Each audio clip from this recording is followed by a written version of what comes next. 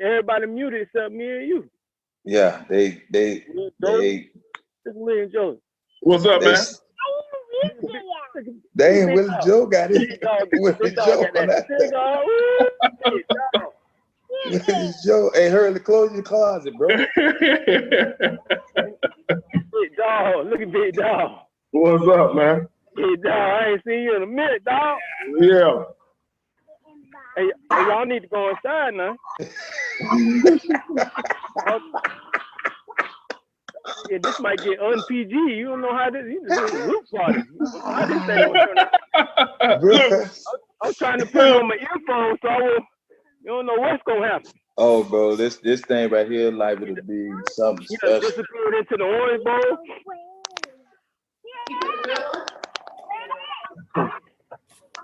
I don't know how this thing gonna work out, dog. Like, I don't know how this thing gonna work out. Watch out. What you trying to do? What did it say? Meeting is now on Facebook. Oh, yeah, you have a dummy too. I got it. To the garage. For what?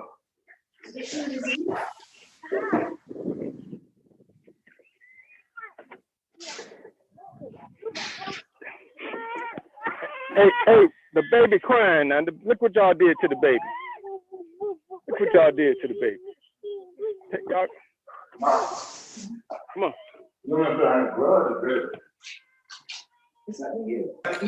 Look at Black. Look at Black. Hey, He got his background. Black must have had his girlfriend and said his black girl. huh? What you said? Black, you had your girlfriend set your background up. Oh, Lord have mercy. Uncle Luke. My man, 50 grand. What's happening? We getting ready to have us a good time. We're gonna let these other crazy late boys get in here. We were just setting up some stuff to make sure everything's straight. Luke, you the Red Raiders, right? The Red Raider. Yeah, man. You know that's what school Black went to. Don't talk bad about him now. No. They say you doing your thing down there, Luke. Coach, I'm trying to do something, Coach. I'm trying to do something, man. They got a nice little principal over there. I know that. Oh, that's yeah. So what happened to Ed, Luke? Who that? What happened to Ed? Ed, which is interesting. Ed hit me up and said University of Miami told him he couldn't get on since he was working there. And it's all right. It's a high school coach. I'm like, oh, that's some bullshit. All right. Calling everybody up. You know that he told me that at the last minute, man. That was crazy. Yeah, Blake told his ass. Yeah, hey Dan, they saw you on here. So what ended up happening? They said, "Oh shit, this shit gonna be crazy." They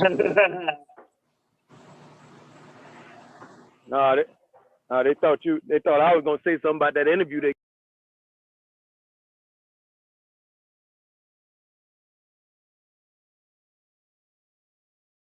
Mute. Early, how's that podcast coming? Hey, you know what? I stopped doing it. What's that? I stopped doing it. I haven't done it in about a year now. Doing it, all right. No, I haven't done it. I had to get a job, bro. I had to get a real job. I hear you, bro. I hear you, man. Don Juan. That's probably on the boat, right? Love it, Don. What up, Hurley? Hello, EJ. EJ, there you go. Hey, Hurley. Yo. You know, online I saw a little Bureaus versus Merritt Island. I checked it out. Get me in the back one good time, boy. I still owe you for that, boy. I'm surprised you didn't commit suicide after watching that. Hey, man. Hey, that was. Hey, man. I did a little good something in that game, boy. No, you didn't. Yeah, I did. I came down there. I'm surprised you kept your scholarship. Hello. Well, 336. You almost lost your scholarship. Yeah, please. 336.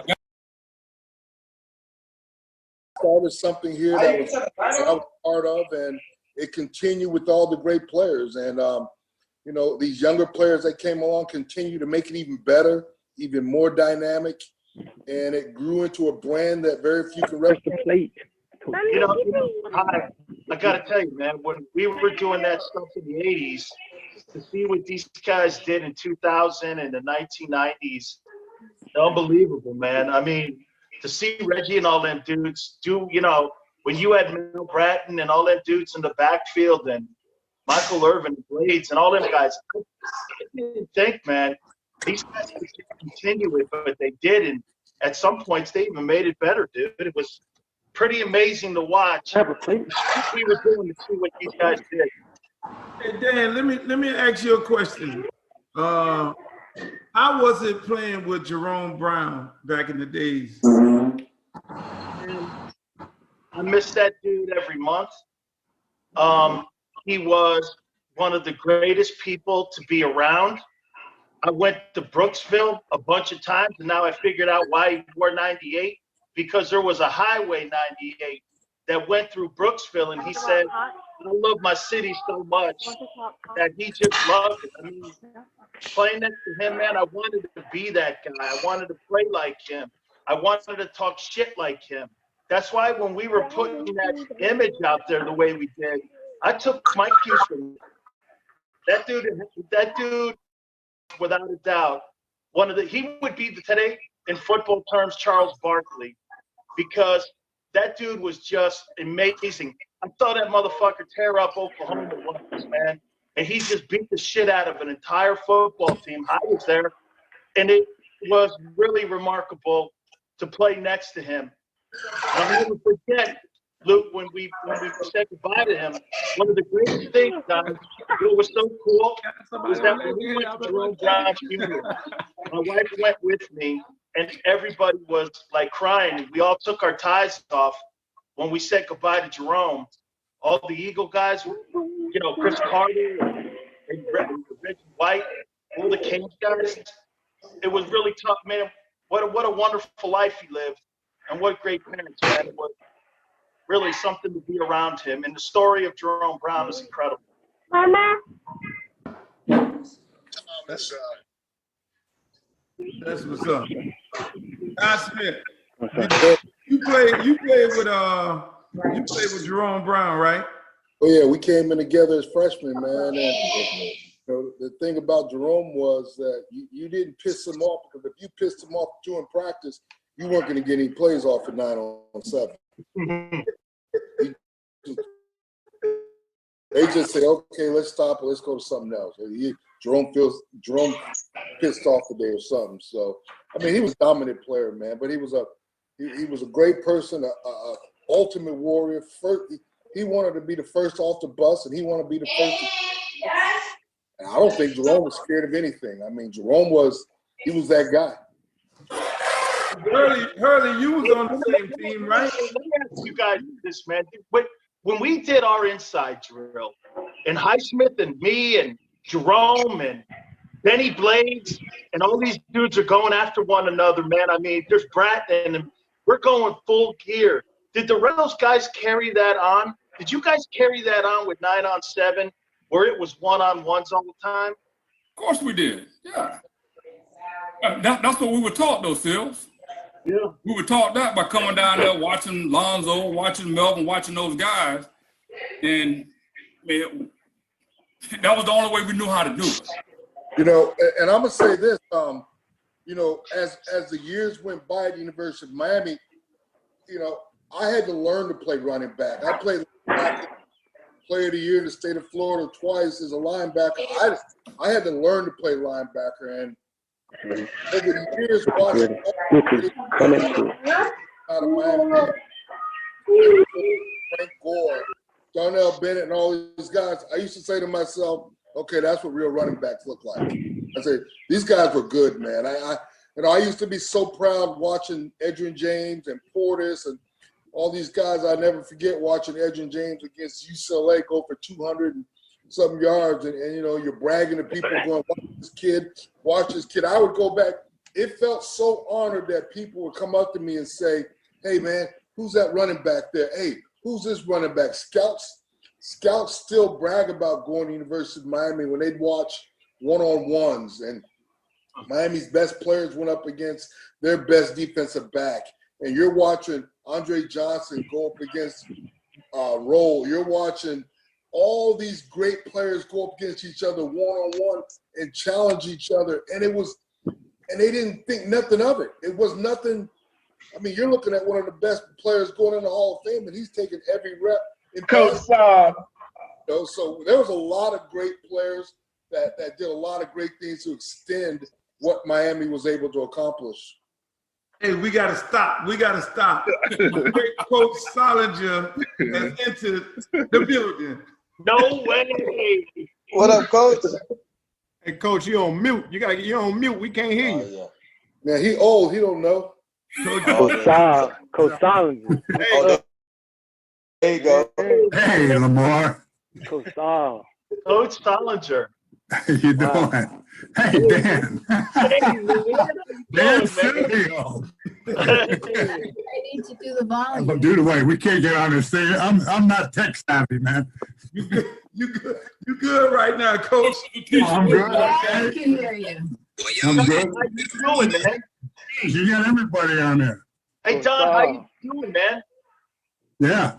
How you doing, man? I'm doing great, man. I just talked to Art. I mean, I just sent a thing to Art. Art's Oh, great. good. He's up in Pennsylvania with his sister, and he's doing real well. Some weight, he gained a lot of weight, but Right. He's doing good. Hey, how you doing? Hey, Don, I got to tell you this story, man. So get this. So Art calls me one day. I won't name any names. You'll figure it out.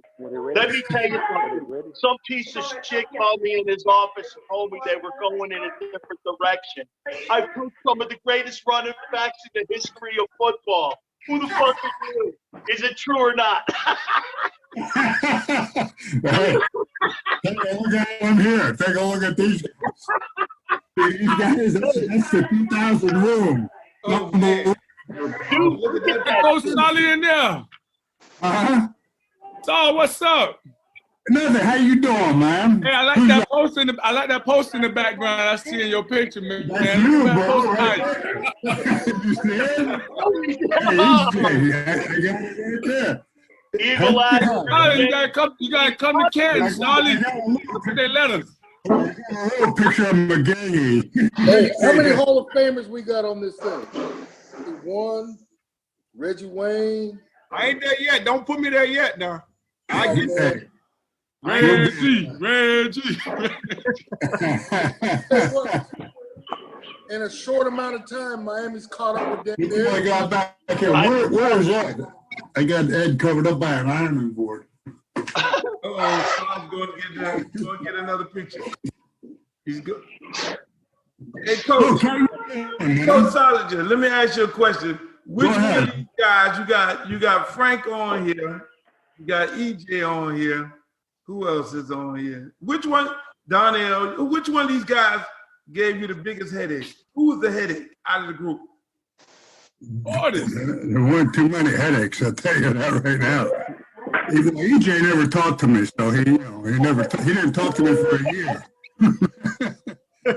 Hey, Willie, you know when you were a freshman, you're supposed to be playing, and you got to sit on that bench.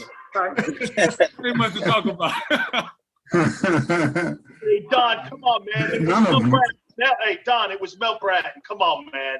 Well, it was Joe coached Mel. Alonzo, Brodsky did. I was coaching tight ends, man. Hey, Frank was telling me a story when he came to the University of Miami, got put on the bench. I'm gonna let Frank tell a story. Frank, tell us the story when Coach CJ rescued you from going to Ole Miss. Well, yeah, I committed to Ole Miss.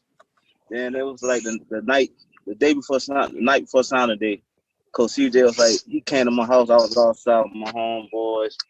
They was like, man, you must be scared of competition, man. You know what I'm saying? He said I was scared of Porter. I was scared of McGahee. But I was thinking, shit, I want to go. I could go play right away. I get 3 years and I'm gone. When CJ came to and he came to my crib, I was like, hey, you should go to competition. And Miami was the only school I might have ran because all the guys got home. And I'm like, man, how the fuck? I'm the best back in Miami. I'm the top guys in the nation. I'm like, man, if I go to Miami, I'm not redshirt, man. So I told Coach Saul, man, hey, I'm gonna do whatever it takes to go play and shit. The best thing that happened to me though, when Portis went down like in training camp for a week, I got a chance to go up against the ones and twos. And shit, I was just holding that bitch. 12 people in here. Hey. Yes, mommy. I'm trying. The world it was epic. It was epic. Like it's be plenty of times when we're doing our one-on-ones and the rest of practice stop and just watch our one-on-one battles. Yeah. Oh yeah, that's what it was. Everybody just watching, man. That shit was a movie. Man, NFL. I've been scouting. I've been in the NFL with personnel side for 23 years, and I still have old scouts come and tell me about Reggie Wayne in practice, Andre Johnson, all these guys, how they practice. And the greatest thing the thing I really like was when I talked to NFL scouts who used to go to Miami, they tell me everything I ever want to know about a player, I just go watch Miami practice. Yeah. That's all I had to do. He said they're getting ready to play the biggest game of the year. Shit, on Thursday, they're having a knockout drag out on the field. I didn't know they were playing. I thought they were and I'm going to just tell you this. I thought I was a pretty good running back. Not, shit, they trying to knock the shit out of me in practice. I thought you were supposed to be a good running back. Yeah. Shit. Hey, they over there yelling about drag them to the ground, game tackle them. I say, hey, man, don't I got to play Saturday? Oh, we can get somebody else in there. Alonzo.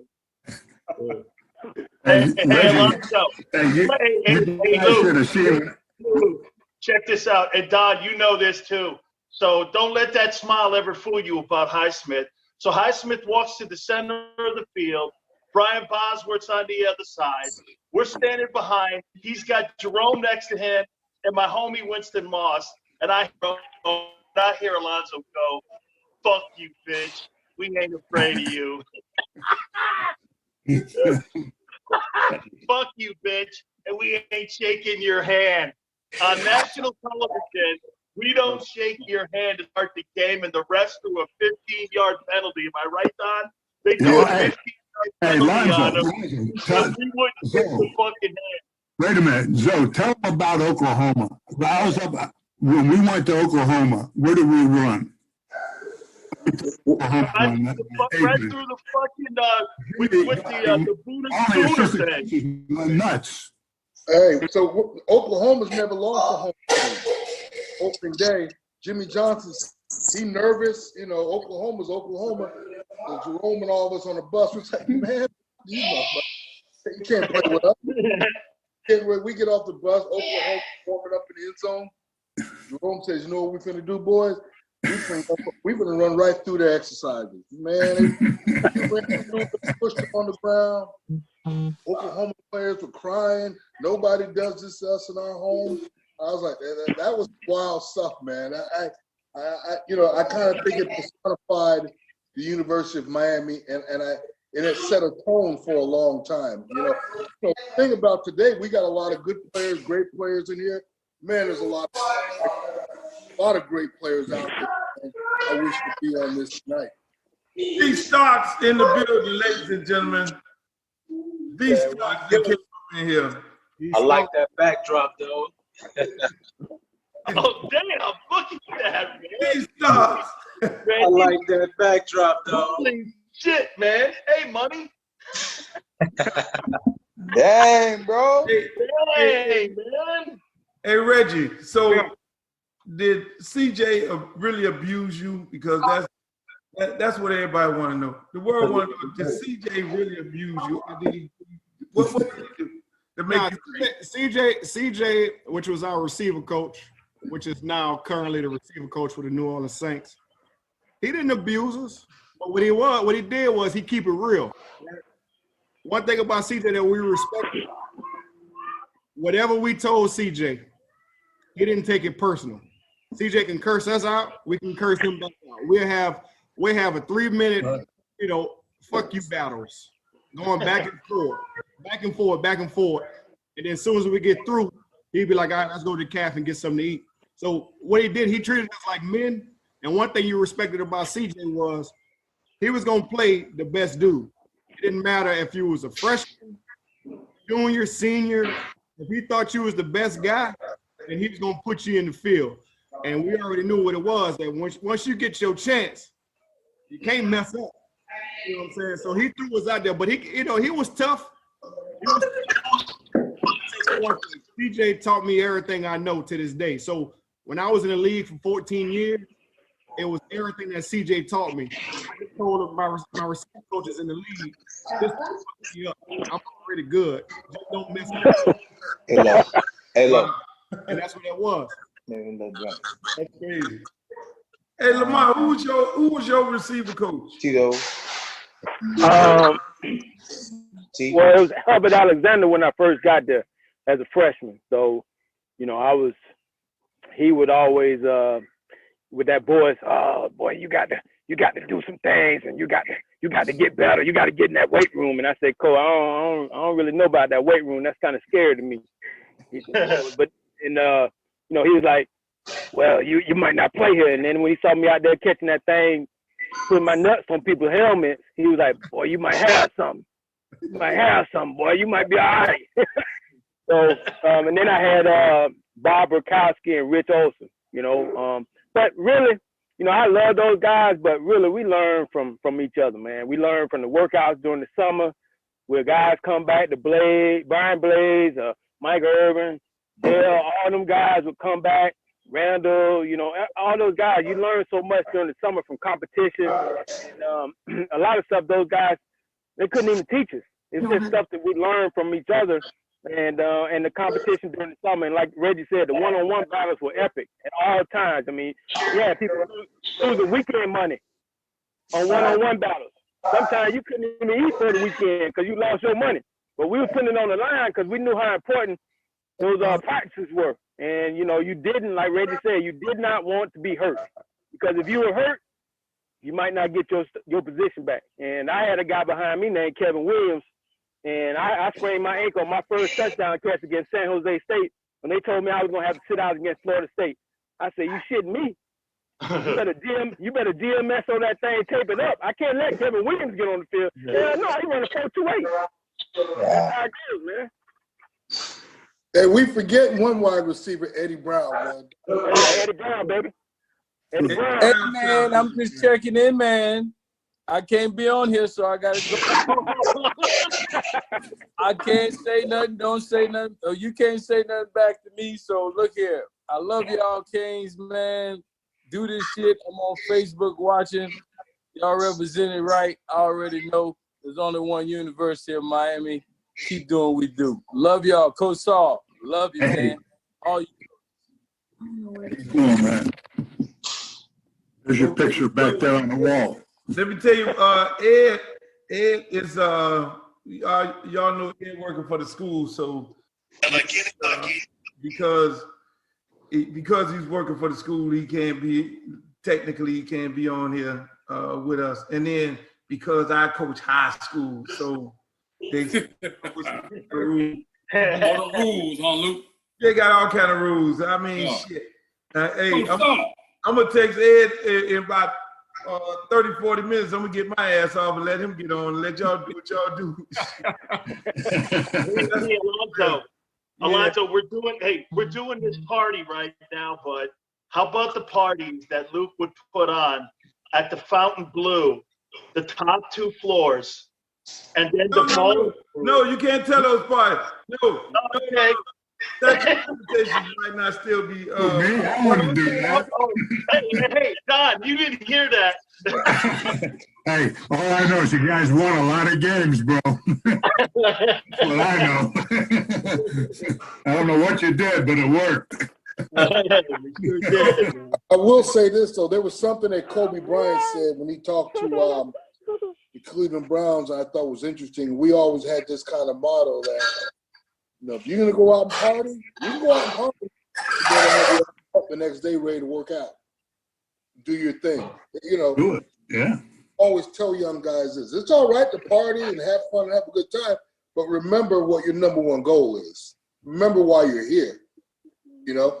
And that was one of the things we did because nobody did it better than Darren Fulton. Wait. Hey, Lonzo. Lonzo, how about Stubby, man? Stubby, you look over at Danny Stubbs and you go, dog, have you been back to your dorm yet? It starts to be like, let's get the We're going to get the hell out of here. Fuck you. Let's go. No, that's when I'm drinking my dick. One thing about us, when we partied, we all partied together. Yep. Oh, yeah. We all went out together. We partied together. So it was we held each other accountable. Like if you're gonna go out tonight, you better make sure your ass is up in the morning at that weight room time. Because if you was late or you was messing up in the weight room or you wasn't making your 110s or whatever it is we was doing, we was waiting on you in the locker room. Oh, yes. One thing we did, we held each other accountable. No matter if we stayed out to 5, 6, bro, I ain't gonna lie. It was a couple times where we left straight from the club and went straight to workout. Hey, Reggie, you see Last Dance with Jordan? That's a lot of the stuff you guys did. Yeah, that's what we did. It's just like Jordan, man. Yeah, we did the Held same each other, put each other, held each other accountable. That's the name of the game, man. Oh, yeah. Hey, Don, wait a minute. How about seeing Coach Stevens walk down the hallway at the coaches meeting on a fucking Sunday going, oh, man. Hey, speaking of Ed Reed, since he can't be on here, now y'all got to tell us a great Ed Reed story that nobody knows. One of those epic battles with him. Let y'all tell it. I got a lot of Ed Reed stories, but you gotta pay me for that shit. Come on, these dogs. What up, fellas? No. Write that in the book. Write that in the book. Keep that in the book. Yeah, I got a ton of Ed Reed stories, but they ain't for free. Hey, I had to deal with that shit for 4 years, man. That was my roommate for 4 years. We went No. We don't want that. We don't want this shit with each other. So that shit there, you gotta. Hey, Red.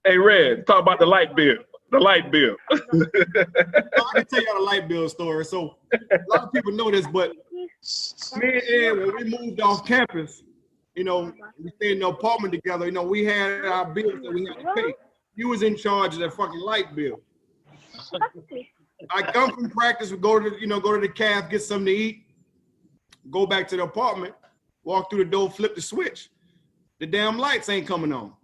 So I'm like, motherfucker, I ain't paid the bill again.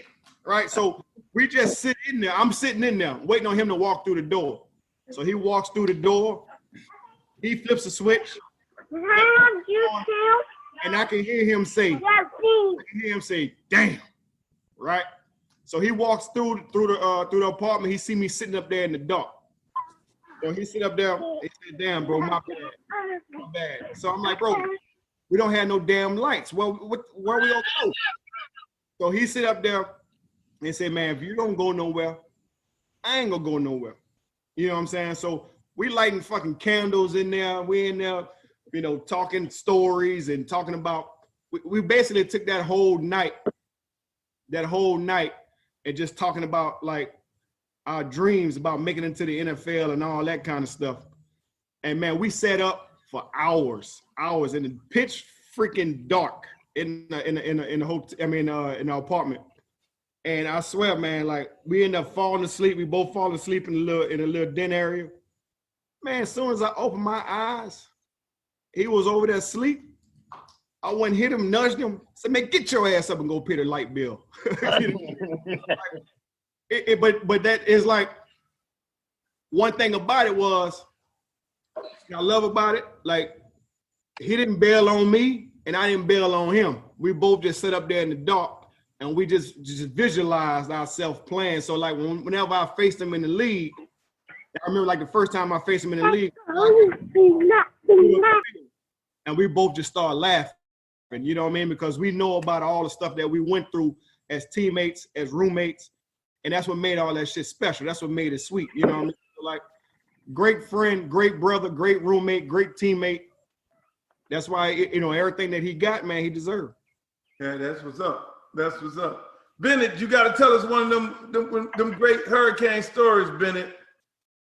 Bro, like everybody been saying, man, when I got there, bro, I was big man on campus, coming in, thinking I'm going to play early, man, and that defense, man, when we went down there to 907, bro, like the first day, I said to myself, man, I should have went to Illinois, man, or somewhere like that, man. Not to talk down on nobody or nothing like that. But, bro, it was brutal, man. But what happened was when I got in the locker room one day, sitting in my locker, one of the vets walked by and said, bro, you're going to be all right. And from that approval, that's where everything started going downhill. You got the acceptance, man. And then, you know, safety, the hurling them guys, teeing off on us in 7-on-7. Then they reach their hand down and pull you up, man. And then you start to learn how to practice the same way they practicing. And, bro, from that point on, like, it was – the games were easy to me, man. Absolutely. The way we practice every single day, the way we practice, I remember being in games and Gino saying, Donnell, this guy's getting ready to do this or whatever the case is, and exactly what it said, exactly what happened, man. Because it was so – we played so much faster than everybody. You know, you guys say that it's interesting because being in the NFL the last 23 years and listening to the stories from scouts and what they think about the University of Miami is they used to tell me we always want a Miami player on our team. One thing about those kids down there, they ain't scared of nothing and the stage ain't too big for them, and they love to practice. That was what people thought about the University of Miami. They said, you get one of those kids, you can throw him out there in the biggest stage. He's been playing in the parks in Miami.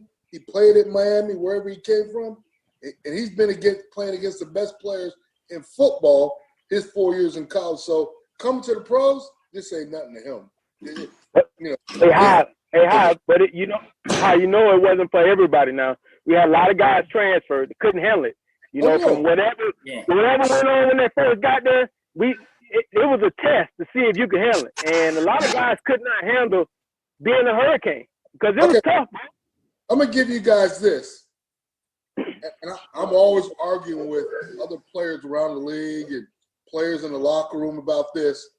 I always tell you this. I told Marcus Allen, line up USC's greatest running backs. I told Marcus Allen, you'll be third team. Like that. I said, you won the Heisman, but you'd have been third. You'd have been behind Edgerrin James, Portis, O.J. Anderson. He would have transferred, huh? Look at the receivers. Take your all-time great teams from colleges around America. I can give you 5 receivers that you can't even crack the lineup. Bro, I hit him with this one. Anytime I get in an argument about it, just like you say, you tell me the one guy from your school, and I'm going to name the 5 guys from my school. And that ends the conversation. And then they start on it too. And I say, you really want to go there? Yeah. Can't go receiver. You can't go running back. You can't go nowhere. Like, where can you go? You can't go linebacker. Can't go defensive tackle. Can't go safety. Hey, Hey, Donnell, when I recruited, and you can ask Lamar this, you know, I never kissed anybody's ass, man. I thought, if you want to compete, bro, come on to Miami. If you don't want to compete, don't come. Yeah. That's true. It hurt the same way. You know, if you don't want to compete, you ain't going to make it at our place. I told Frankie that, too. He was the only coach. Hey, Don, do you agree that one of the most remarkable careers ever to come out of the University of Miami, and I hope Frank Gore's still on here, is Frank's career? I mean, for a guy that had all those injuries high in college, and for him to be the 3rd all-time leading running back in pro football history is fucking unbelievable. It's an amazing career. Yep. He's amazing, man. I saw him play in high school, saw him play. I remember looking at him, and I'll never forget this. Scott McLuhan called me from the 49ers. And he said, hey, Alonzo, I need you to help me out. I said, what? because I want to take Frank Gore. I told him, I'm going to tell you something. You're crazy if you don't take him. The kid's going to make it. And he's special, I'll tell you that. 49. D Stocks, you got to tell us some of them great stories, D Stocks. Your era. You there, Stocks? Is Stocks there? He on mute. He's on pause. Yeah. Hey, Coach Saul. Yeah. What's up, baby? How you doing? Good, Hurley. Hey, you on the other side of it. You on the coaching side of it. You were there for a long time. Yep. Tell us what those meetings were like when that thing really started to turn, when Alonzo them got there.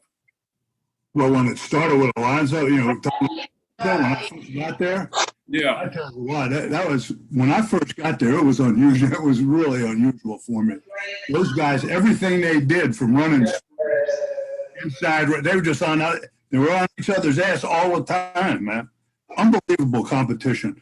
When we went inside Alonzo this, we go inside run. If we picked up a yard, we'd do good. I mean, okay, it's good. Am I right, Lonzo? You're right. Guys were studs, bro. I'm talking the guys we went up were unbelievable. No, it was competitive, real competitive. It was competitive coaching. You wanted your kids to be really good. You know, I mean, if you didn't in my room, I didn't want any bullshit. Go on the field, and make sure they could do it game time. I knew this wasn't a place for everybody because I remember. I'll never forget this. I got this right here. Number 2 receiver in the nation, named Tony Page. Yeah. Boy, Mike Irvin, Brett Perriman, Brian Blades. They ran him out of here, man. They challenged him every single day. First of all, they thought he got paid a lot of money coming, man. Was it 2 weeks they ran him out? Wasn't that kid supposed to go to like 10? A little longer than that. They made him run against him in a 40. They said he was a 4.3 fastest kid in the nation. Oh, and they ruined him. Mike Irvin said, "Okay, let's go race. We're gonna me and you racing after practice." Mike beat him. Brett Perriman beat him. Brian Blaze beat him. Then they started telling him, "Man, you ain't nothing." It was over. You tell me if I'm wrong, Alonzo. Guys that came in, they measure up, man. I mean, they were challenged in the locker room. They were challenged wherever they went. If they couldn't measure up, they ain't making it at Miami. Not only on the field playing, they had to measure up at everything they did. You know, I used to tell people, man, that locker room's rough, man. If they find a little bit of softness in the locker room, they're gonna ride you like a horse. They're gonna ride you till you say, "Okay, I got to get out of here." So you better have some backbone to you. Hey, I don't know if Edwards is still there. You know, if Edwards is still there. Check this out. Check it out, Luke. You know what? I don't know if Don knows this story as well, man. But let me say this to you, man.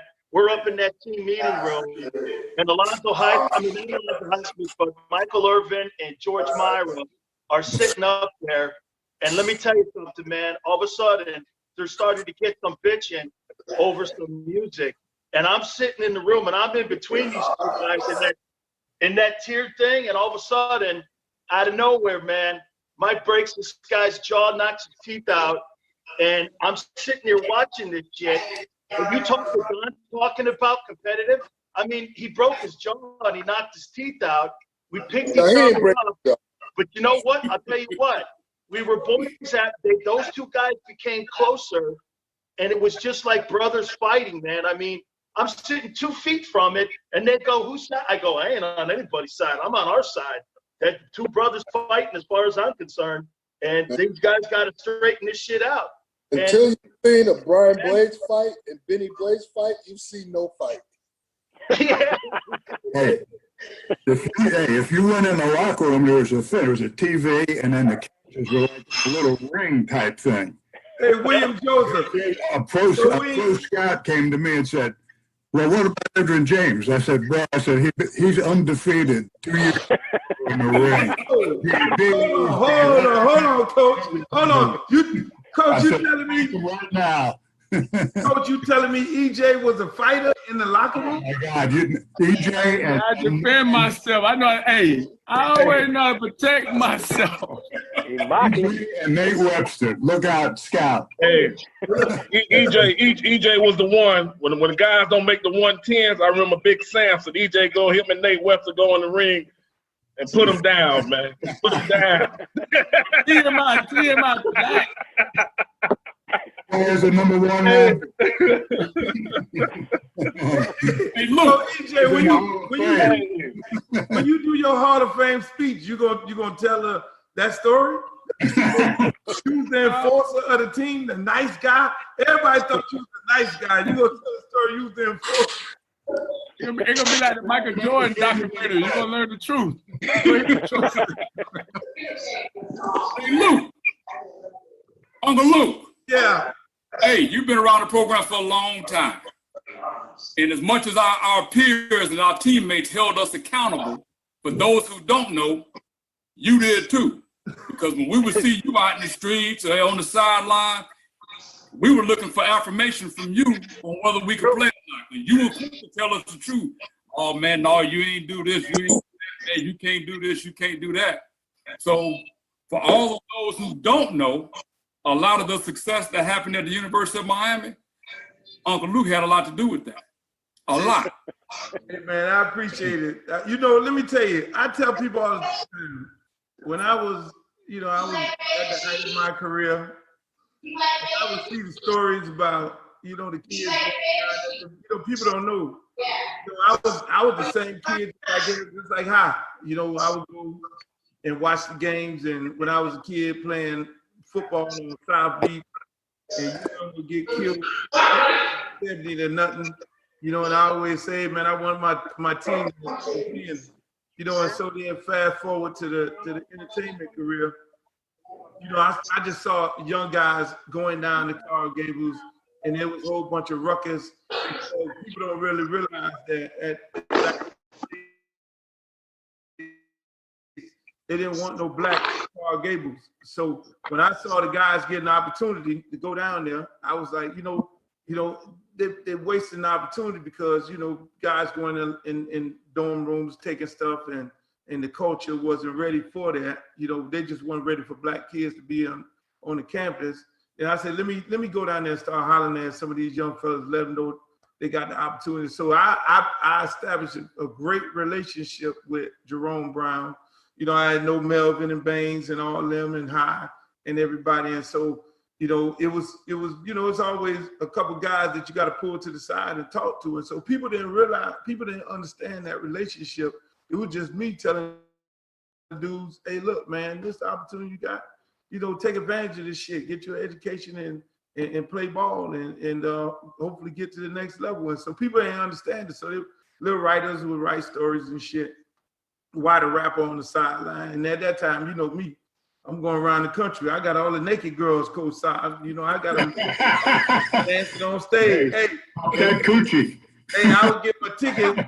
I'll get my sideline pass from Tuberville. If it wasn't Tuberville, it was Ed Origin. Yeah. I got your sideline pass. I got your. Hey, so hey, look. Let me sideline talk shit. Question, Luke. It was some hell of a story, boy. Yeah.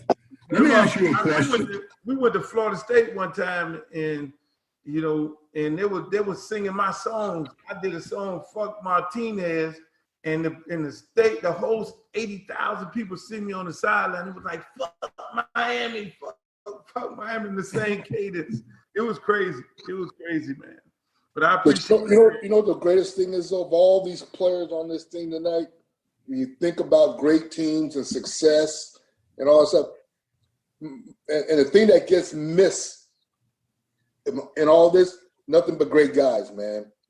I can't tell you any bad guys in Miami. We had great guys, and you can't win with bad people. Right. You can't win with bad people. We ran them dudes out, man. If you didn't fit, you weren't around us, man. We policed that to where, get this, right. And you didn't have to be like one another. You just had to be authentic. And everybody in our locker room was authentic with one another. Man, you know what, guys? I thought about what I might say coming on here. The safest places I've ever been in my professional life have been in a Miami Hurricane locker room and with my family, because I don't have to worry about anything in them locker rooms because they know what my intent is. You know, people write shit about Luke. They write shit about, I've been in broadcasting for 26 years. They'll write anything about you, man. And you know what?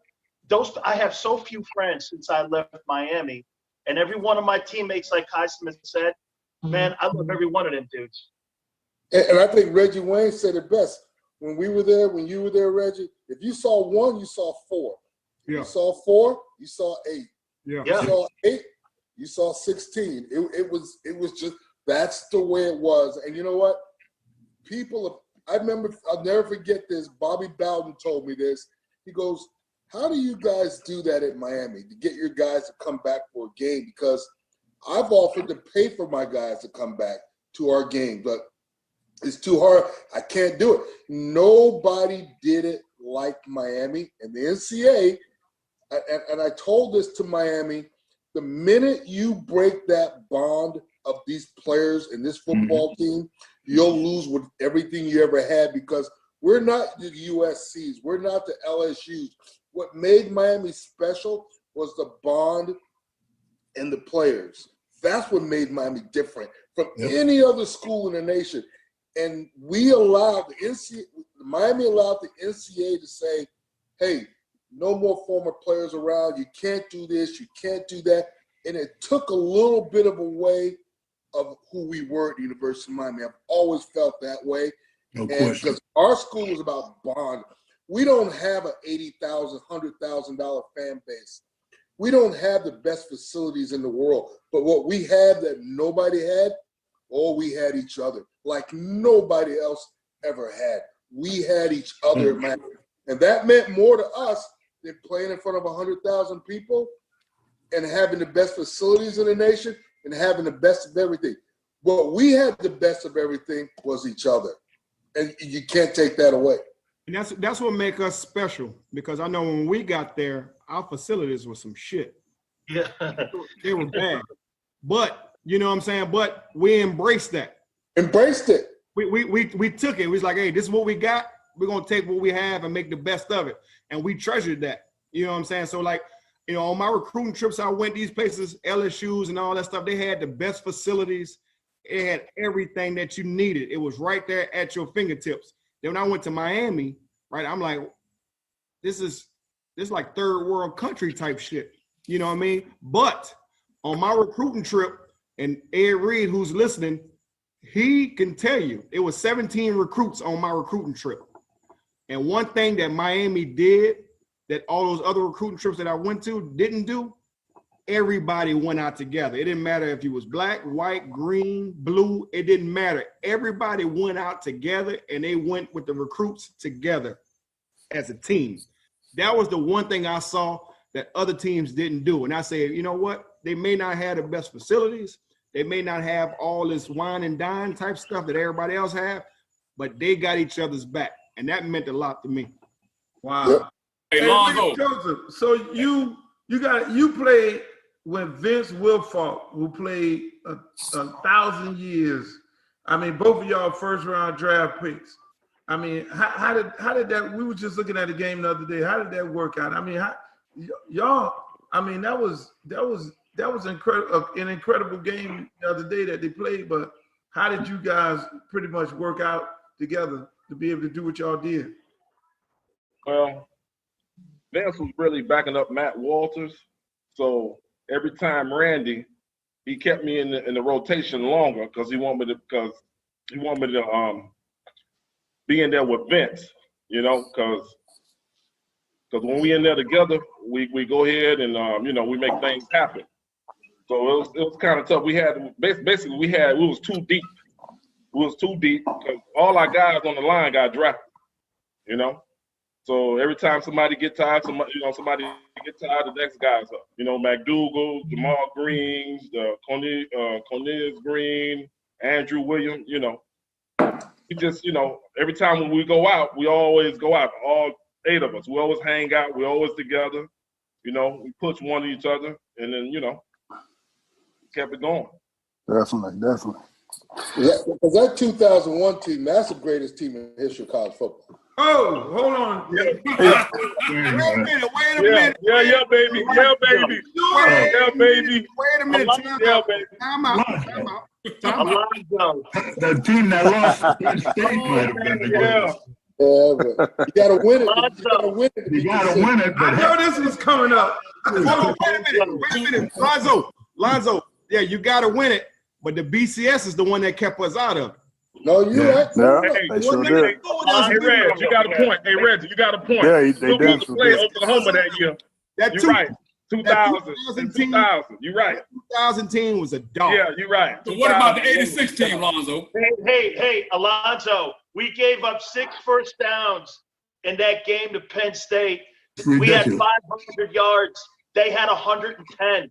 We had more turnovers than we gave up first downs in that game. You're right about it. A Herculean, unbelievable, incredible, something you'll never see in your life night. And I remember you standing on that step stool in that locker room going, motherfuckers, no one's ever going to tell me how great this team was. I spent the 86 team stand up to the 2000 team. Woo! Man, you know what? 86 could play with it. I love history. I love these debates, and there's great players on all, but it's just something that and you can talk about it, but you'll never play each other. But man, the 2000 team, 2001, the 1986 team, man, those were some good teams, man. I tell you what, if we played Penn State 10 times, oh God, we beat them. Hold on now. That team that went out there and played Texas in the Cotton Bowl. Hey, what's up, Lane? What's up, Lane? Hey, dog, what's happening? What's up, baby? Hey, Don Juan, what you talking about? Don Juan, you up that line. What you talking about? Listen, bro. Everybody know you was the beat man. Stop lying. Bro, you're a funny dude, bro. Hey, EJ, y'all open over there, EJ? Y'all open up over there? Y'all open? Never closed. Y'all still closed? It look like y'all open over there, man. In about 30 minutes, we'll go in the other room. It's a little bit better. Hey, Lonzo, in the other room, a little better. I'm coming. I'm coming over. That team that went out to Texas and played in the Cotton Bowl, the 90 team. Unbelievable, bro. Yeah, it was a great team. That team that Scott played on, that 95 team that had that Frank Costa dude throwing the pill around. That team was good too. We had so many great football teams. Could you imagine a playoff system? Who would have wanted to play Miami? Nobody. Oh my goodness. If there was a playoff system when we were playing college football, nobody would have wanted. You'd have had a bad draw. Hey, Hyde, do you agree? 86, 87, 2000, 2001, and some of them mid-90 teams, right? Yeah. The 84 team was good. Hey, Alonzo, you made a statement a while back, said that we went 25, a span of 25 years where the University of Miami had something to do indirectly or directly with who won the national championship. Yeah. 11 years straight. We were part of the equation. Hey, Jamal Green, how do you like playing with Israel and William Jones and the linebacker? You don't drink right now. you play with 3 Haitians. Jonathan Vilma and Joseph and Carlos Joseph. Hey, well, first of all, it was a little different for me coming from up north. You know, I'm a Jersey boy. So when I got down south, down in Miami, I couldn't understand shit that Black or his brother was saying. it took me a couple months to figure it out. You know what I mean? once I figured it out, man, William Joseph Black, that was my man. We wrote our whole time out there together, man. But I honestly couldn't understand the damn thing they were saying down there. You know, they was looking at me as the up north city slicker dude. I was looking at them like some country jokers because I ain't understand nothing they were talking about. But at the end of the day, man, I think what made us so good in 2001 was we had a lot of players that was real unselfish on the D line, at least from a defensive standpoint. You know what I mean? We came to an agreement amongst ourselves to rotate people in and out every 2 series, and that's how we stayed fresh, and that's how we was able to attack at all times. Because like William said, first and second team, you know, we could all ball, and Vince Wilfork, when he came in as a young boy, he was just a big wild bull, man, and I love playing with those guys, man. When I went down there on my visit, coming from Jersey, you know, we had some crazy cats showing us around, like Damian Lewis and Nate, Damian Lewis, Nate Webster, and all those guys, man, and they was as crazy as I was. So I figured, I mean, I could come down here and act a fool with these clowns. When we first got down there, we almost got in a fight. You know, that was up my alley. You know, I said I could go to war with these boys. Hey, Jamal, remember they used to tape me up every motherfucking time in the locker room. I used to get taped up all the fucking time in the locker room, man. Hey, man, they used to try you, man. They tried you and Howard Clark all the time, man. Hey, Uncle Luke, yo, we're gonna put you on the spot, bro. Being on the outside and being on the inside, looking at all the teams, which team you think was the best? Oh, don't do that to me. Don't do that to me. Hard to say, boy. Don't do that to me. Look at Reggie to start smoking a cigar. Ready to start smoking high.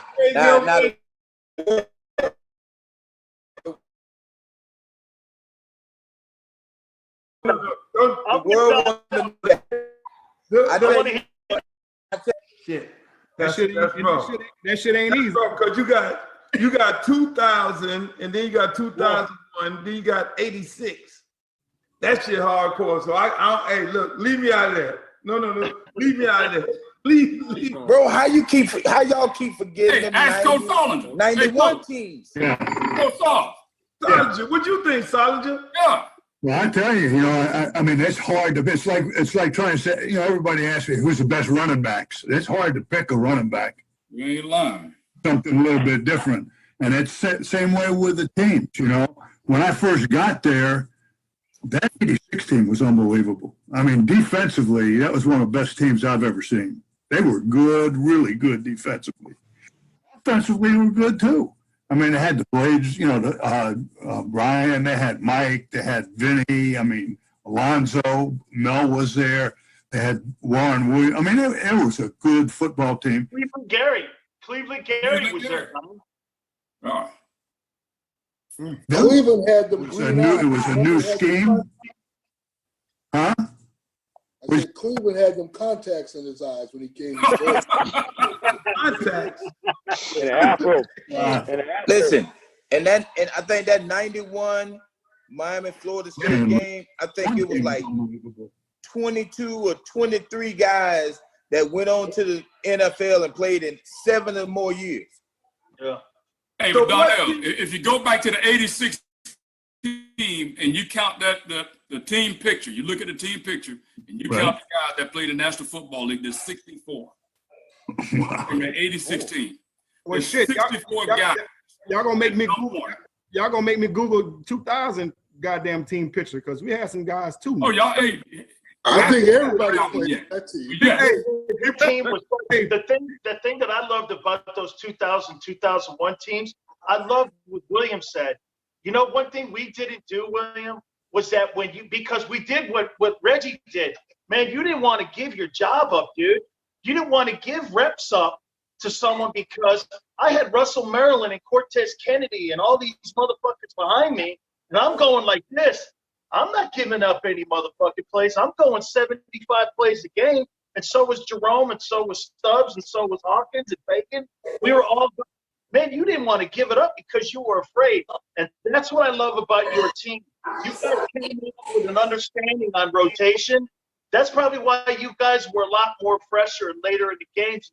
beat the shit out of him. Made us better. But let me tell you how how I got my job, because Bobby Harden got hurt. Bobby Harden got hurt up there at Notre Dame, and I was sitting there salivating. I couldn't wait to get in. So for the national championship game in '89, Coach Luby came to me right before the game and said, "Hurley, is it okay if Bobby Harden gets some playing time?" Yeah, Coach, I got 2 more years. I'm good. Hey, Hurley. I'm gonna tell you how I started hanging out. Because I wanted to know what the rest of the running backs was doing. So every time they went out, I want to see exactly what they're doing. So when I get back, I know what I need to do. I wanted to know, and then I used to think they were spying on me. When they wanted to come and be around me, I used to think they were spying on me. And every day, anytime, I learned that from you, Lamar. I learned that from you. Anytime somebody's sleeping, somebody working. Yeah. Well, I'm gonna tell you. I tell this story all the time, right? So with CJ, our receiver coach, right? He gave us our own rotation. So it was me, Santana Moss. He was the other star, that receiver, right? So we had our own rotation. We playing West Virginia. I catch a curl route. A linebacker and the corner tackle me. I hurt my ankle. So I get up, I'm limping. So they all like, Reggie, come out. I say, who, me? They're like, yeah, come on. I'm like, hell no. They got a baby Andre Johnson that's on the bench that's sobbing at the mouth to get in there. I mean, damn, if I let him get in here, because if I let him get in here, I ain't getting back in. So I played the rest of the game limping. So that's what it was. Like, bro, it was me, Santana, a baby Andre Johnson. We had Jeremy Shockey. We had Najee Davenport, Clint Portis, James Jackson. Like that ball was scarce. Like it was scarce. So like when you had your chance, you're like, damn, Reggie, when I got in the league, they're like, man, you catch everything. Like, boy, you catch all. I said, you know why? Because when I was in college, if I drop a pass, I don't know when I'm gonna get another one. You know what I'm saying? So whenever you get your chance, you had to make the best of it. Right. I'm gonna tell y'all one thing. You guys don't remember this. Big Mac in the building. Big Mac is here, ladies and gentlemen. There goes CP. Oh baby, we got them all. But I'm gonna tell you something. There were so many great athletes nobody knows about, because to this day, Andre Johnson, Reggie Wayne, Clinton Portis, all these great athletes we're talking about. Reggie Sutton's the greatest athlete that didn't come to the University of Miami. Wow. And I can tell you the story about Reggie Sutton. He was a wishbone quarterback at Killian High School, came to Miami, was a starting corner the week before the first game his freshman year. He was a starting receiver. Somebody got hurt. They moved him to corner. He went on to become an All-American corner his freshman year. I need a plug. Hey, Gator. Circumstances, some instances that happened to him, he ended up not playing. But he was so good, he sat out of football 2 years, got drafted by the New Orleans Saints, became all rookie as a rookie.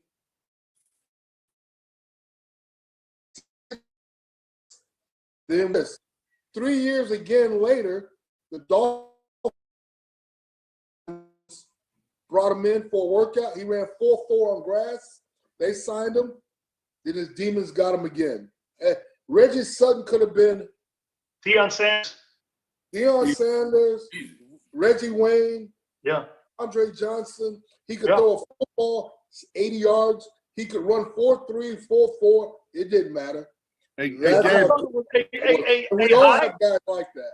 Hey, I thought it was 4.3 on grass. Hey, Gator. Hey, I got one guy. You talk about him. We had a boy in there, Tremaine Mack. Yeah. Now that boy right there, one of the best athletes I've seen. I remember him. He missed all of damn off-season conditioning. He came out there, ran a 4.4 on the turf. He triple jumped and won indoor. He's long jumper. He's a 2-foot jump for 25 and a half. 2 feet jump. Jermaine Mack, he was up there with me now. I heard about him. Yeah, me too. Man was a beast. Hey, we got to introduce Clinton Portis in the building. Uh-oh. CP, you on mute. You on mute. Take your thing off mute. CP, you got to get off mute, CP. Big Mac, take it off mute. Y'all ready? I'm off. Mac, what's good? What's poppin', CP? CP, tell us some of them great stories. Tell some of them battles. We got Coach Solinger on here. He was telling us. Hey, so what's up, baby? Hey, listen, you talking about athlete, man. One of the best athletes to come out of the University of Miami was Philip Buchanan. People don't talk about it. People don't say nothing. But I saw Phil cover Santana and Reggie Wayne in the slot. And to be able to do that, you got to be a hell of an athlete. Baseball, track, basketball, football, he could do it all. So, hey, and it was my roommate. I seen Phil Buchanan run down Adrian Peterson when he was in Detroit, and I was in Minnesota, and I was like, hey, Phil, hands down, coming out of Old Fort Myers, one of the best athletes to ever come through the University of Miami. I don't even think Phil knew he was that talented. Hey, the great thing about Miami, those many Hall of Famers we've gotten, some players, and Clinton Portis and all these guys. Well, we got some guys nobody know about. That things just didn't work out for Tim Sims, Darius Frazier, Jason Gathers. Yeah, Jason Wow. Hey, William Brian McKinney. Hey, how good would have Eric Curry been if he had lasted? And I love that kid when he transferred down to Miami, man. Dane Curry. Yeah, man, he was such a good kid when he came down there, man. Just really, we had so many. And hey, think of this too. We'd have 2 more Hall of Famers going in, and Sean Taylor and Jerome Brown, if those 2 guys had fulfilled their destinies too. I mean, like you said, man, we've had so many people. It's such an honor, man, to be involved with every one of these fucking guys and to be part of this thing like this. It really is. When people say it's a Canes thing, they think it's something that is written on a t-shirt. Bro, if you've never been in our locker room, you will never understand that, because it's about like where we came from, our journeys to get to the University of Miami. Dude, Miami picked us, it almost seems. Hey, Big Mac, tell me about Art Keogh. Art Keogh, he was a great coach for us. Him and actually Mario Cristobal. Cristobal played a great part as well. So Coach Keogh kind of gave you all the tools and all the drills. But I'm gonna say, for me and like Vernon Carey, Mario Cristobal would pull us aside. And, back then he would try to put you on, eating oatmeal and hard-boiled eggs, getting your weight right. But we didn't want to hear that. We were 19, 20 years old, but we understand it now. But he was the person who really, when I had to go against like Jamal Reynolds and stuff like that, he would sit down and do extra film with me and kind of break things down and show me what this person is doing. And I would kind of look to see what the offensive lineman might have been doing wrong and things like that. And he would help me really understand some of these pass rushers. So I think those 2 together were really great. And the fact that Mario Cristobal, he played, he went and played different level as well. He was kind of training me to like think ahead a little bit and be more than just a college player, but become a pro. Hey, Portis. So Frank was on here earlier. Frank told us a story about you would tell him, hey, I'm gonna go get me 100, and you go out there and I'm gonna let you come in and you get 100. he swear by. He's like, yo, the best thing ever happened to me. I came to Miami, but Clinton Portis is the realest motherfucker I ever know. I mean, Frank just like swear by you. He was telling me in Black the same thing the other night. Tell us that story. Hey man, you know what? Frank came in so eager. First off, shout out to Frank for what he's doing. Still running that ball, still in the league, still getting them checks. So shout out to Frank. But man, Frank came in so hungry and humble. You know what I mean? And he was just eating everything up. So Frank and Roscoe, them was my boys. Them was my young boys. So for me, it was a no-brainer. I used to tell Coach Saul, and Coach Saul didn't even want. I'm telling Coach Saul, man, when I get 100 yards, take me out of the game. Put Frank in, put Willis in. I didn't care who we was playing. Once I go over 100, the game is already over. So if we up 2 touchdowns, nobody coming back. You know what I mean? So it was just one of those situations. And we had, I think it was West Virginia game, and this is when Coach Saul finally let up. We was playing West Virginia, Frank freshman year, and we on the sideline. I had 100. I think I had like 9.8 yards of carry or something. So I tell Frank, I said, man, come stand. I said, come stand right behind me. You going in? And he was like, man, coach gonna say something. I said, watch this. So I stepped on the back of my shoe and I bent over in front of Coach Saul. I was like, Frank, go in. Frank go in, and that's when he had to run. It's on all his highlights where he got the run coming through against West Virginia. After that, Coach Saul said, I know what you guys are up to. Like, Coach, he might as well say it now. He can hold it down. He just kind of got to the point where I would look at Frank on the sideline like, bro, be ready. I'm about to come out. He come in and do his thing. Coach Saul, you remember them? You remember them boys playing games on you? Yeah. Coach Saul had a bathroom break, man. No. What's up? The computer went out. Coach, what's going on, man? Yeah, no, we had a good time, man. No, Clinton says, hey, you're holding me back, bro. You got to play me. I can't hold you back too much, I remember Coach Soldier telling me when I was at Miami one day, telling me, he goes, hey, Luke, Coach Saul came to my high school to recruit me, right? The first day he come in, I throw him my tape. He say, what is this, bro? I said, that's my tape. Check this out, bro. If you've been wanting to come to the University of Miami, I'll recruit your ass. If you don't, I'll go recruit somebody else. I don't need to waste my time. And walked out. This is your introduction to me. I'm like, man, that's the realest coach ever. And probably like 2 weeks later, I'm on the phone with Coach Saul. Ricky Williams was burning it up. Coach Saul telling me about EJ. Oh, no, Edge is solid. Edge is this, Edge is that. I said, man, he said, listen, Edge is going to go before Ricky Williams. I said, no way in hell. Edge went before Ricky Williams. Coach Saul told me that months before it even happened. Oh, you ain't believing me, Portis? I believe in you. Hell no, I didn't believe in you. I got reprimanded by the Packers one of my first few years scouting because when Edgerrin was coming out, some reporter I was walking by the combine and said, who's the best player in the draft? I said, Edgerrin James. Kept walking. The next day in the paper, they said, Green Bay Packers hot scout. One time says, Edgerrin James is the best player in the draft. The question was early, what was the best team? Ooh. 2001, 2000 Kane, Reggie Santana, 2000. Dan Morgan, 2000. Tell him again, Big Mac. Tell him again, Porter. 2000. Hold on, man. I got to fill my cup up. Wait a minute. 2001. Listen, 2000, man. 2000 was. 2000 had that work on it. Yeah, y'all a little bit too young to know about that 86 team, though.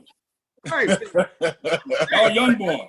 Hey, we had a 16 and there was some dogs. Trust me, there was some dogs. I know that. Hey, but that 2000, I'm telling y'all. Yeah, CP, 2000.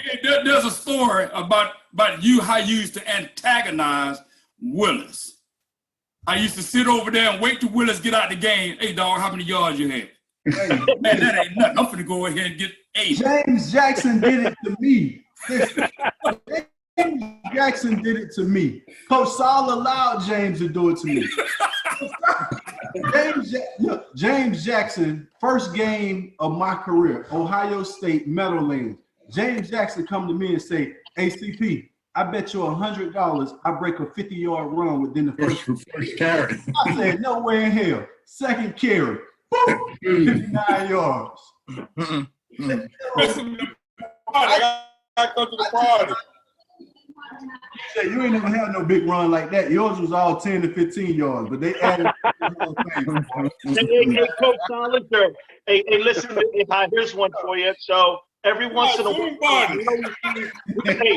we'd always see Warren Williams starting over Mel Bratton, and I'd see Mel would get 100 yards against Florida. Then the next week, Warren Williams is starting. I look over at High and I start doing, what's going on, man? He goes, he gives me less shit.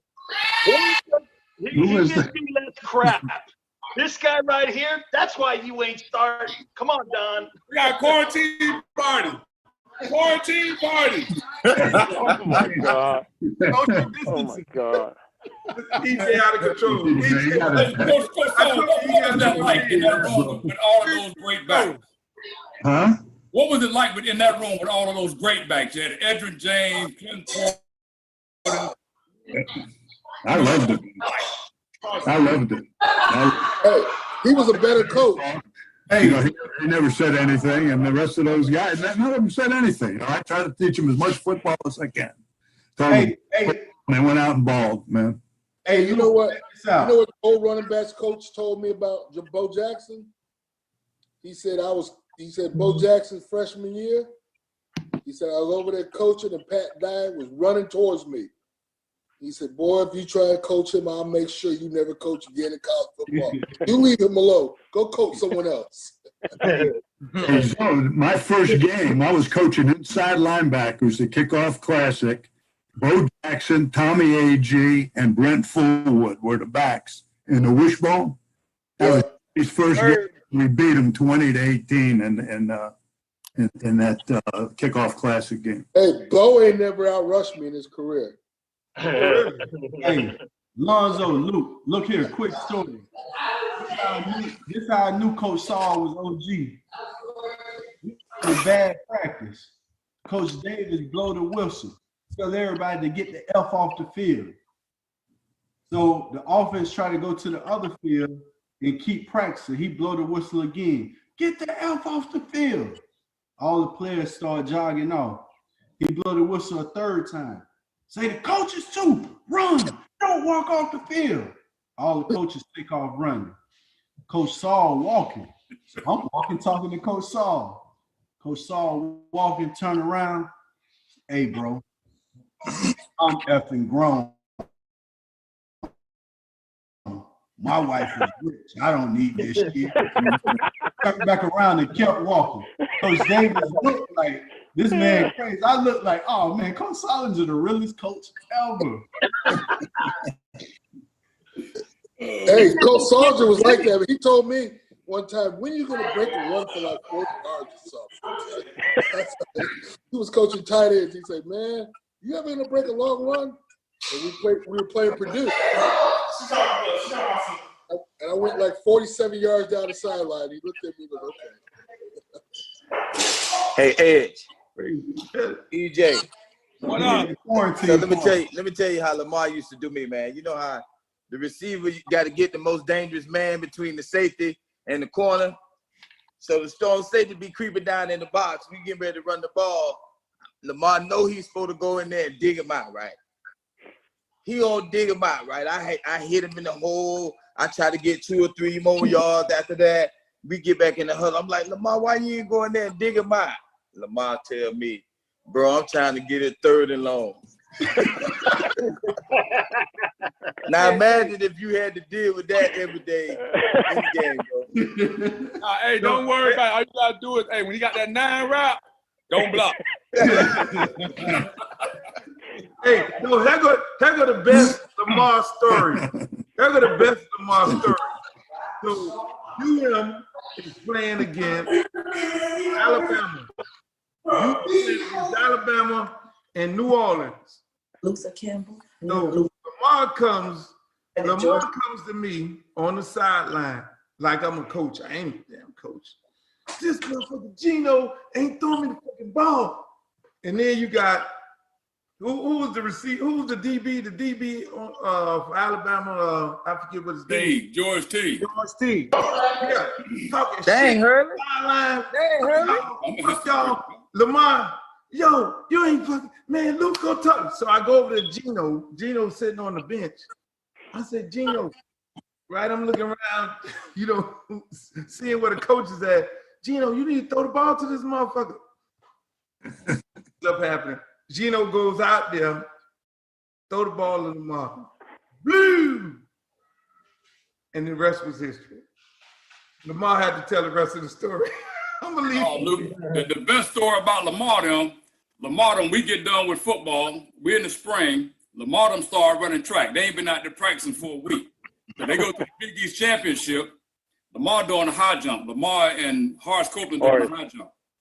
You got dudes, that's all they do on the other squad. All they do is do track. They on track scholarship the whole 9 yards.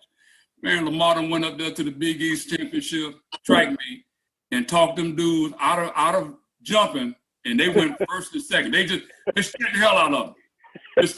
Just talked them out of the whole track meet and won first and second in the high jump. Lamar jumping like he jumping scissors on the high jump. He high jumped in 4 years and go win the Big East. Hey, Hurley, he got to be the first person to take his helmet off in the end zone. He say, Melvin, I'm gonna take my motherfucking helmet off. Fuck that. I'm gonna take my Lamar. That's gonna be a penalty. Fuck that. I'm gonna take this man changed more rules in the NCAA than anybody on this. I got that from Melvin, man. I got that from Melvin. I just want, hey, look, I came from Gainesville, man. I just wanted to be known, dog. I just wanted people to know me, bro. That's it. And I know if I took my helmet off, I could walk into Starbucks and be the man.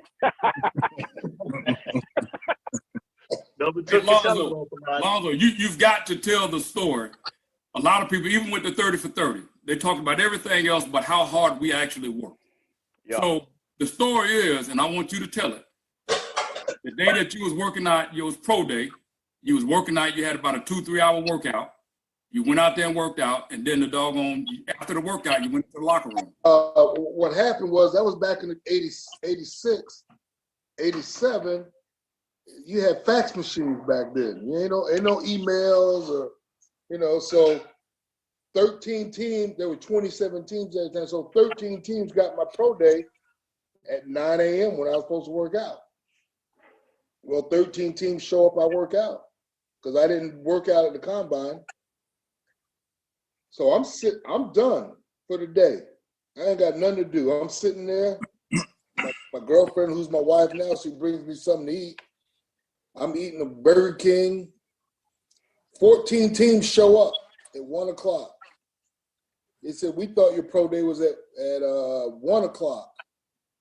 I said, well, shit, let's go. I got nothing else to do. Let's go. But that's not what mentality. You didn't know no better. So I did a second pro day. I ran again. My second day was better than my second pro day was better than the first pro day. But that was the mentality. You were broke. You didn't have any money. Didn't matter to you. There were no Instagrams. You didn't have everything you have today. So you said, you know what?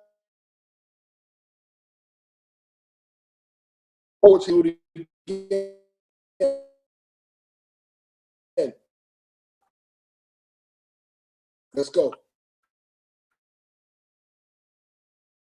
What third pick of the draft? About that AstroTurf and the Astrodome. Concrete. I didn't know you supposed to be jumping in the air and landing on one leg and stuff like that.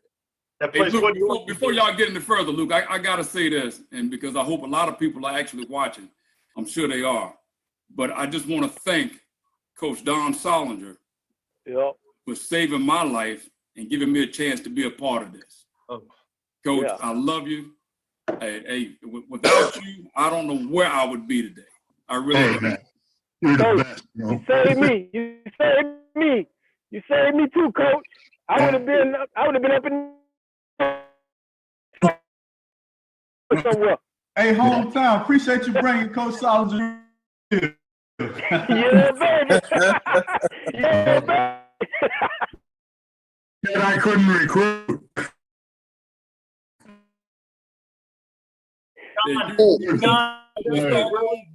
Was really about to dude out a window. Y'all about the same height. Yeah, and hey, and he goes like this, you got one fucking shot, man. He put me in the auxiliary locker room with the freshmen next to the shitter. It was overflowing. And he said, hey, man, you're going to have to earn your stripes at this bitch because I don't need you. But I'm going to give you an opportunity. And I took that opportunity like every guy in our locker room did. And everyone has their own story. My story is no different than anybody else's story. Because we all come from some place that got us to that locker room and inside that fraternity that, in my opinion, is one of the most special fraternities in the entire country. I don't give a fuck about Alabama, Auburn, LSU, or any of them other places. Ohio State, fuck that. Look at what the Hall of Fame is going to do the next 5 years. We're going to land a dude in Canton for the next 5 years. Reggie, you're next. This is crazy, man. I mean, it's incredible to be a part of something like this. Yeah. And you know what? And here, on your side of it, I want to say this. Being in this league for the 23 years and I played at Miami and things, the way these younger players treat the older players has been phenomenal. And it's been, I've had nothing but praise and respect for Portis and Reggie Wayne and Adrian James. They could say, man, fuck those guys. I don't know. Man, They've been the most respectful young men. No, man, you guys have carried it on, man. Clinton, I remember getting you on my show in Miami, and you referenced every single one of us, and you're talking about Reggie and William and all the guys that played on those 2000 teams. I mean, you guys knew Jonathan Vilma. All you guys know the history, and it was. I'll tell you what, that may be the greatest honor. Is that how you guys went on, constantly talking about us and keeping our memory alive with that, knowing that the cement was poured there, but you guys built the house. It's really crazy, Reggie. That's what it was. That's what it was. Reggie or EJ didn't lend a hand to me when I needed them.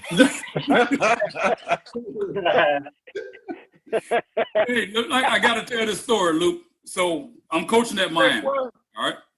I'm coaching at Miami. I'm recruiting. We're up there for the state championship game. Booker T. Washington's playing. All right. And so we're at a stage like Miami that we're not having a whole lot of success. So I go down, walk into the stadium. We get there probably a little bit after the first quarter started. So everybody's seated in the stadium. Everybody's already there. They're watching the game. I show up, my orange and green shirt on. I'm walking through the crowd. Everybody start back to there, and I'm on the Booker T side. Everybody stop, and they start to look. Some rumblings get to going on. You know how it is, Luke.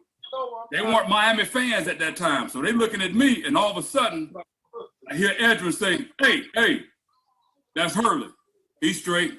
Everybody let me come on through. I said, damn.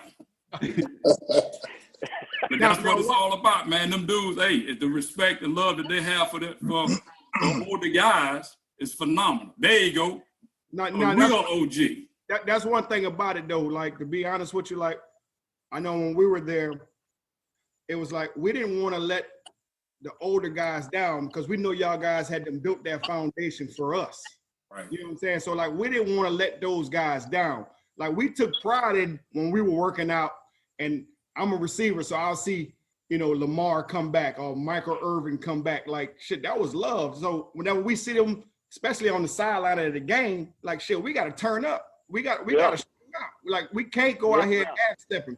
And I remember when we played Florida State in 2000, and we ended up scoring at the end of the game. Michael Irvin met me out on the damn hash mark. He had all white fucking linen, all white linen on. You can see his drawers and everything out there. Over 100 degrees out there, right? And he hugged me on the hash mark. I'm like, Mike, you're going to get us in trouble. He like, I don't care, goddammit. We won this game. But to me, like, that meant everything because he was one of those older dudes that built that foundation. And the only thing we wanted to do is keep that legacy going. So we took pride into that, and we appreciate y'all for that. Hey, Reggie, I bet you don't remember going to Black Gold after that game. That was like an office. Peters at the office, baby. Black gold. Black gold. Brett Romberg in here. Got Ron Bird. We got the Cuban Joaquin What's up, Brent? Gonzalez. What's up, Joaquin? Brent, you got to tell us one of them stories, Brent. You got to tell us one of them stories. Everybody done told stories. You just got in here. We need to hear a great story from you, brother. Well, I would piggyback Reggie's story right there on that 2000 game, because that was after the nuts dropping that we did in Washington, when we got our shit kicked in basically for about 3 quarters. When we went up to Washington in the corner of the map, and that was our young crew, man. We were young. A lot of us were first-time starters. I know I was. Ken Dorsey, for that matter. It was only my second game. Yeah, man. That was our first go, and we ended up meeting a very feisty, loud, and still to this day, I think that was probably the loudest stadium that we ever played in, whether it was college or pro. Like Seattle Seahawks, man, nasty afternoon. Yeah, that's some loud. I don't know what kind of fucking engineer they got over there, but that joker needs to get a raise, to tell you the truth. Yeah, I think that Washington was the nut dropper, and after that day, I think it was just no turning back. Whether it was Swayze, whether it was getting your mind right on Thursdays up in the big team meeting room, it was a mental game. It was not only the physical sitting in the ice tub shit that we went through, but I think a lot of it was the mentality that we had. And me and Vilma talk about it quite a bit. I go back. I have like a mixed kind of history with Miami. So I get taken underneath the wing of Richard Mercier, who got fucked up by guys like Casey Jones, who got fucked up by guys like Mario Cristobal. So that twisted mentality of an offensive lineman, it just bred borderline retardation, to be honest with you. Like the stuff that we were doing and getting away with as fat boys, the chicks that we were dating should not have happened. Like stuff like this should not have went down, you know? And I feel after that Washington game, and as we went through in that frickin' Florida State game, that happened basically on my birthday. I spent the night in the hospital. I dehydrated. I lost after they pumped me with 4 or 5 IVs after that game, I still lost 14 pounds from pregame. I was still 14 pounds light. So you got the Shockey situation in the end zone. I didn't know where the fuck I was at. I was so damn tired. But that right there was exactly what Reggie was talking about that baton being handed off. And I don't think so much like I know it's been touched on about the young kids respecting the older guys and basically giving credit where credit is due, kind of the same homage that we used to give to that previous class, the 95 to 2000 class, and then the 95 to 90 class. Like everybody basically goes in there like it's the goddamn mafia, and you have to pay your fucking respects. That's how you earn your stripes. That's how you earn your helmet. That's how you earn that sticker on your helmet. And I feel like that today, fuck, man, it's unfortunate. I feel like that is kind of lost. Like I really do. I don't think they're so concerned with what we did or what we do. You know why, Brett? Miami today. You know what I mean? I think it's more of we saw what happened in the past. We're a different crew, and this is our stepping stone to do something bigger, better, and greater. And that whole team camaraderie. I don't know if anybody's been over there talking to some of these cats, but they don't have no fucking team camaraderie. Do you know that kid Tate Martell never showed up for a month and a half at the fucking facility? Can you fucking believe that? A goddamn quarterback kid who's out there talking about how great he is, still to this day on social media, talking about he's fighting for that starting job. Bitch, you fucking left us for a month and a half. Do you realize that you wouldn't even be allowed back on campus?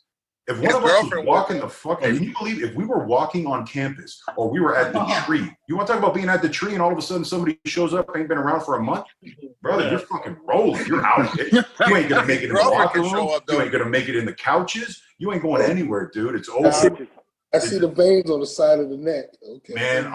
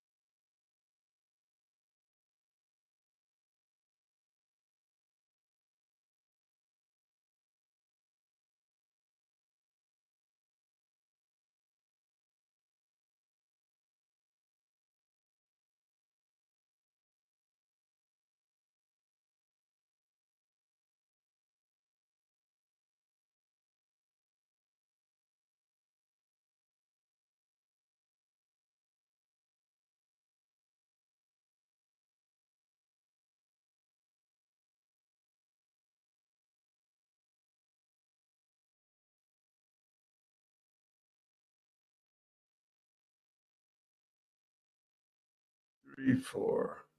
Here we go. You should be able to hear me now. Ladies and gentlemen, again, what I was saying before, I didn't know the audio was out. I know there's a lot of talk on social media where we get on here, we have these conversations about the Canes of the past. This was taped in COVID, just so you know. This was taped in when there was COVID. And I just thought it was very important right now today to air this video with all these great historic Hurricanes, coaches, players, I mean, you name it. The most important part of what you heard was the culture of the program. The culture of the program. What it took to be a Hurricane. What the locker room was like.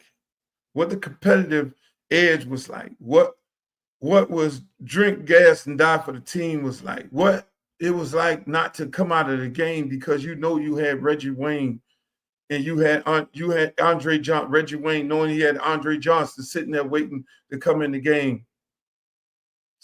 That's what Hurricanes are all about. I want y'all to hear this for yourself because I know oftentimes I go on, do interviews, and I try to explain this of just me being around the guys and hanging out and knowing the coach and being a part of swag at Miami. I want y'all to hear this. And so I go on these Twitter spaces and try to explain to people what Miami culture is really like. You can only get it from the people who bled it.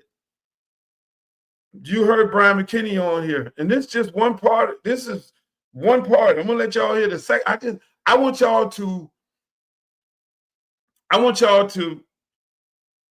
just live on this first part because it would be too much for you all if you're a Hurricane fan to impact if I let you listen to the second half. I'm gonna let you deal with this for a day or two.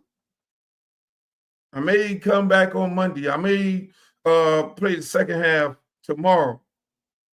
But this is what Hurricane football is all about. You heard the guys get on there and tell you how tough it was, even Mario Cristobal, and how they fought every day in practice and how you would get your ass whooped. Real Hurricane football.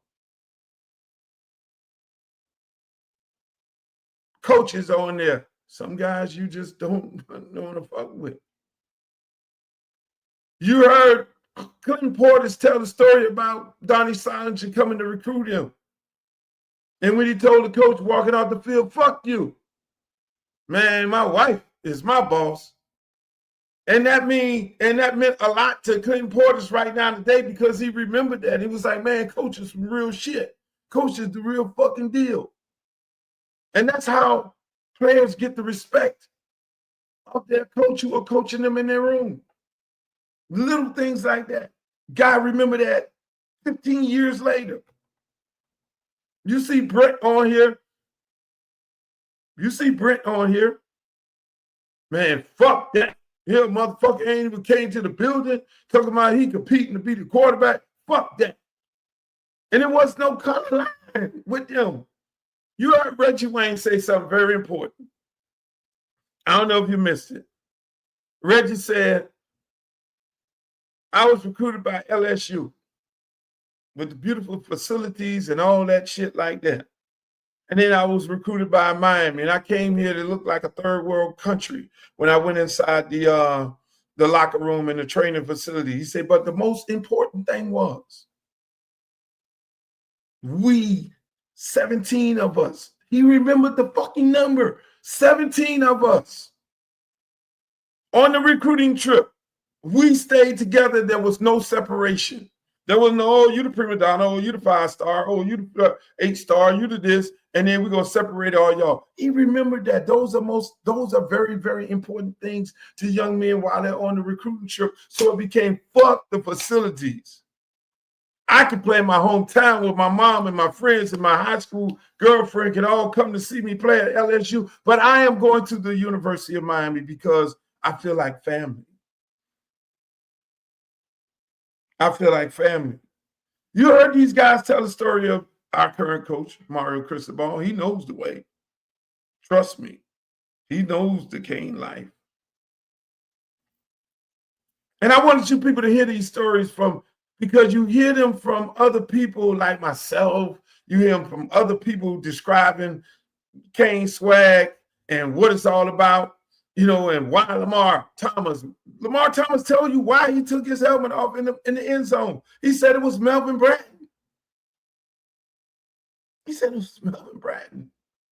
You heard the story where Donnie Solinger told Alonzo Highsmith while he was the tight end coach, when the fuck you gonna break a home run, bro? And he popped off 47 yards. Everybody pushing everybody on a consistent basis. That's Hurricane football, boss. You heard Andre Johnson, who's going to the Hall of Fame next year.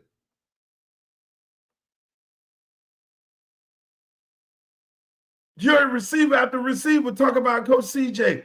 I can come on here and explain to y'all about Coach CJ. You just heard arguably one of the best receivers ever to play tell you about the rotation at receiver. The rotation at receiver. And the will to play injured. The will to play fucking injured. And knowing that if you go to that sideline, if you drop a football, you gonna come your ass out the game and you may never get back in the game. It's Hurricane football. This shit was built different. I tell people right now today, you can only fuck this up. It was built different. And we've hired former players as coaches because this is what we want. What you just heard in the first part, this is what the fuck we want. That's why we hired Randy Shannon. That's why we hired Mark Rick. That's why we hired Mario Cristobal. We probably got more goddamn former players that have been the head coach at the University of Miami than any school in the fucking America. It's the reason why we hire these.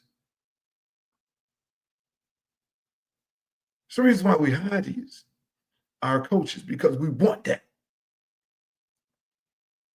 And I'm going to play the second half tomorrow at the same time. All you young Hurricanes, want to be Hurricanes, players on the team right now, you heard what them guys said. They drunk gas and bleed this shit. They bled this shit. They hold every person accountable. Well, no prima donna shit. And these was all-American guys. These was guys who were already projected to go first round. So they had their bag already coming. They never fucking quit. They never quit.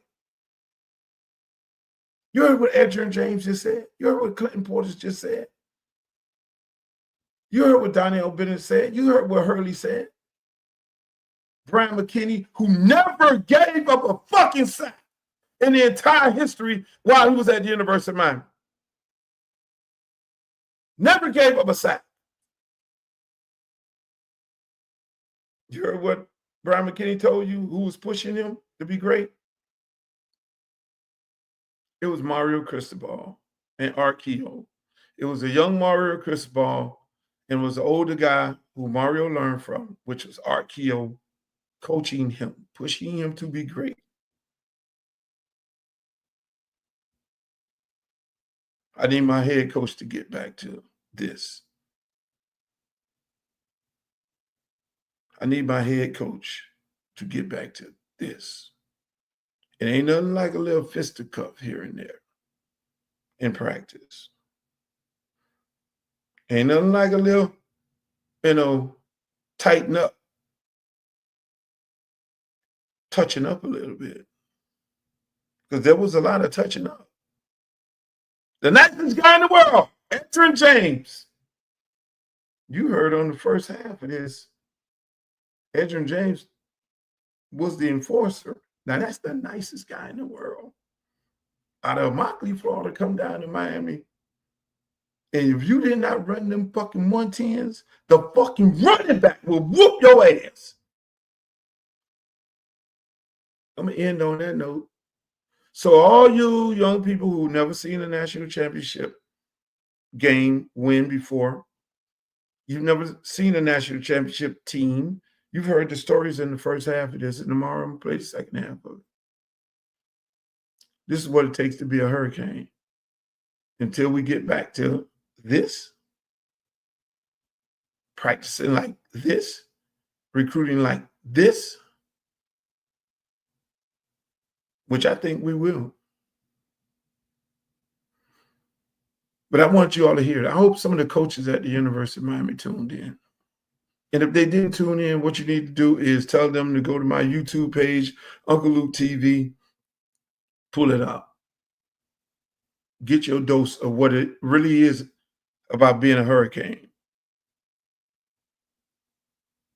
If you're a young person, if you are young, 20-some years old, you've never seen the Hurricanes win a national championship in your life, and all you do is hear the stories from other people, reporters, telling the stories, you tune into this shit right here.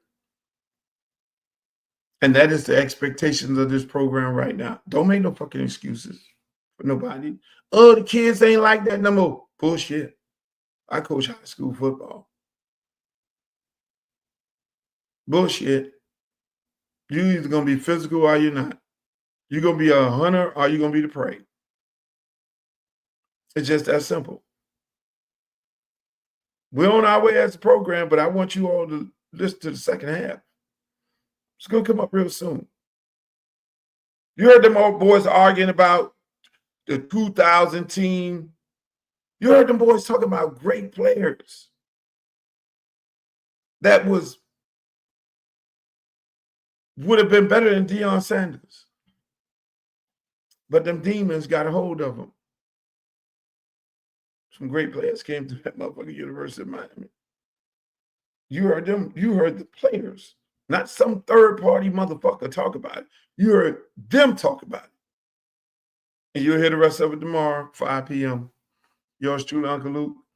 I'll holler. We're going to keep giving you the good shit. Make sure you check us out, Main Street tomorrow, 10 o'clock in the morning on Nasty Work. I love y'all. Peace.